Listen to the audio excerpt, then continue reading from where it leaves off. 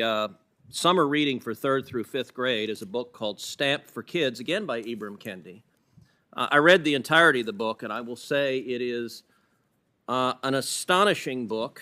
On page 33, it asks the question, can we send white people back to Europe? That's on 33. That's what's being given to 8 and 9 years old. It also, on page 115, says the idea that we should pretend not to see racism is connected to the idea that we should pretend not to see color. It's called color blindness. Skipping ahead, here's what's wrong with this. It's ridiculous. Skin color is something we all absolutely see. Skipping ahead, so to pretend not to see color is pretty convenient if you don't actually want to stamp out racism in the first place. Okay, pause. Did you just see that? Because I need a second before we dive into the full thing. What you just watched was Senator Ted Cruz going up against Judge Ketanji Brown Jackson during her Supreme Court confirmation hearing. And already, in that small clip, there is so much to unpack. I know this topic gets people fired up on both sides. Good. It should. Because we're not just talking about politics here. We're talking about what is being put in front of children as young as 4 years old in a classroom. That's a parenting issue. That's a society issue. Ted Cruz came to that hearing prepared. He didn't walk in with talking points, he walked in with page numbers. Whatever your opinion of the man is politically, you have to respect that he did his homework. We're about to watch the full exchange, and I promise you it only gets more intense. There's a moment where Judge Jackson's answer is going to make your jaw drop, and I want your honest reaction in the comments when we get there. If you're new here, hit subscribe because we cover exactly this kind of thing. Real conversations, real accountability, no filter. Drop a thumbs up if you think what children are taught in school actually matters. Let's get into it. So, Judge Jackson, all of us will agree that no one should be discriminated against because of race. When you just testified a minute ago that you didn't know if critical race theory was taught in K through 12, I will confess I find that statement a little hard to reconcile with the public record, because if you look at the Georgetown Day School's curriculum, it is filled and overflowing with critical race theory. That among the books that are either assigned or recommended, they include Critical Race Theory, an introduction. They include The End of Policing, an advocacy for abolishing police. They include How to Be an Anti-Racist by Ibram Kendi. They include literally stacks and stacks of books, and I'll tell you two of the ones that were most stunning. They include a book called Anti-Racist Baby by Ibram Kendi. And there are portions of this book that I find really quite remarkable. One portion of the book says babies are taught to be racist or anti-racist. There is no neutrality. Another portion of the book,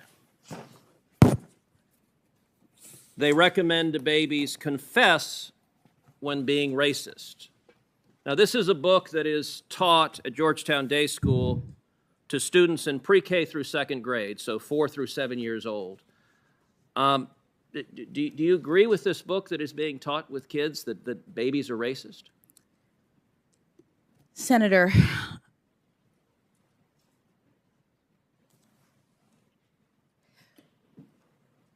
I do not believe that any child should be made to feel as though they are racist or though they are not valued or though they are less than, that they are victims, that they are oppressors. I don't believe in any of that. But what I will say is that when you asked me whether or not this was taught in schools, critical race theory, my understanding is that critical race theory as an academic theory is taught in law schools, and to the extent that you were asking the question, I understood you to be addressing public schools.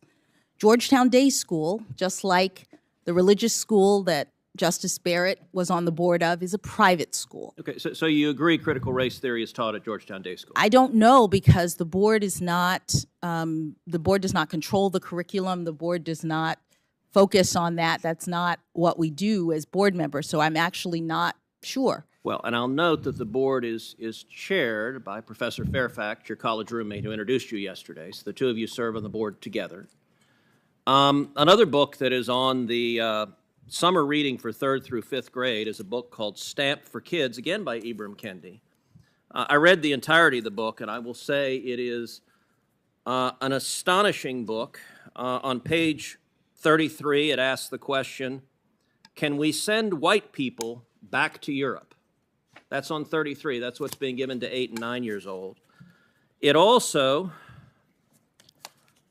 on page 115, says the idea that we should pretend not to see racism is connected to the idea that we should pretend not to see color.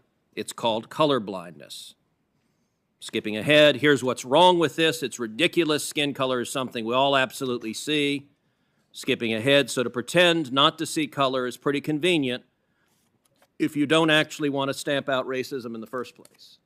Now, what this book argues for is the exact opposite of what Dr. King spoke about on the floor of the Lincoln Memorial. And are you comfortable with these ideas being taught to children as young as 4 in respect to the first book, as young as 8 and 9 in respect to the second book?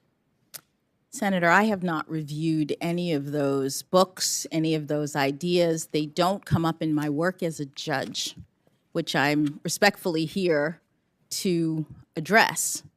In my work as a judge, which is evidenced from my near decade on the bench. Okay, good. Then let's go back to your work as a judge. All right. We just watched the whole thing. Let's talk. Ted Cruz came in prepared. He had the books, the page numbers, the grade levels. He essentially walked in and said, I've done the reading, have you? And I think that's important. He wasn't attacking Judge Jackson as a person. He was asking her to be accountable for an institution she sits on the board of. Georgetown Day School isn't some random school she's loosely connected to. She's a board member. And the chairman of that board is her college roommate, who literally stood up and introduced her the day before. So the idea that she has zero awareness of what that school teaches is very hard to swallow. Her response was that the board doesn't control the curriculum. And okay, maybe technically that's true. But here's my issue with that. You don't have to control the curriculum to have an opinion on it.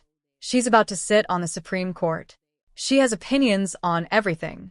But books being taught to 4-year-olds at a school she serves on the board of? Nothing. That felt like a dodge. A very careful, very deliberate dodge. Then Cruz brings up anti-racist baby. The book teaches that there is no neutrality, that a baby is either racist or anti-racist. You're taking the most innocent humans on the planet and labeling them before they can even read.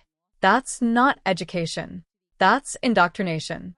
And then Stamped for Kids, page 33, asking whether white people should be sent back to Europe. That's being handed to 8 and 9-year-olds. If a book asked the same question about any other race, it would never see the inside of a classroom. The standard has to be the same across the board. Cruz made that point well when he brought up Dr. Martin Luther King. King dreamed of a world where people are judged by the content of their character, not the color of their skin.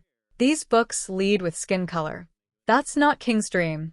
That's the opposite of it. To be fair, Judge Jackson did say she doesn't believe any child should be made to feel like an oppressor or a victim. I appreciate her saying that. But then why are you on the board of a school that assigns books which do exactly that? That contradiction was never resolved. This exchange matters because it's bigger than one confirmation hearing. It's about what values we're passing on to the next generation. Are we raising children to see each other as individuals or as representatives of racial groups in permanent conflict? I know where I stand. Let me know in the comments who you think won that exchange and what you think about these books being in classrooms. I'll see you in the next one.